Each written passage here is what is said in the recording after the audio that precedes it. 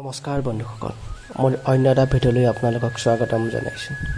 আজিৰ দিনত বন্ধু কাৰণে নাথাকে। ল'ৰা বা ছোৱালী সকলোৰে বন্ধু থাকে। সকলোৰে জীৱনত ভাল আৰু বেয়া দুয়ো প্ৰকাৰৰ বন্ধুই থাকে।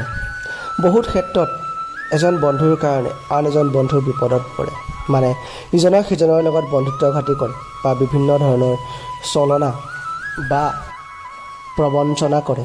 কিন্তু আপুনি জানেনে, এই বন্ধুত্বঘাতী বা চলনা কৰা সকলৰ কাৰণেও শাস্ত্ৰত কঠোৰ শাস্তিৰ বিধান আছে।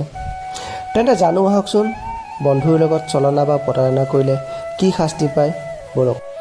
শাস্ত্ৰৰ মতে বন্ধুত্ব সম্পৰ্কটো বহুত ডাঙৰ আৰু পবিত্ৰ। প্ৰকৃতৰ পৰা ভাল বন্ধু বিপদত পৰিলে নিজৰ প্ৰাণ ত্যাগ কৰি বন্ধুত্ব ৰক্ষা কৰে, আৰু আজিৰ দিনত সেয়া কিমান সম্ভৱ আমি সকলোৱেই জানো। যেতিয়া কোনো ব্যক্তিয়ে নিজৰ প্ৰকৃত বন্ধুৰ লগত ছল কপট বা বন্ধুত্বঘাতী কৰে, তেওঁ মৃত্যুৰ পিছত নৰকতো যাব লাগিবই।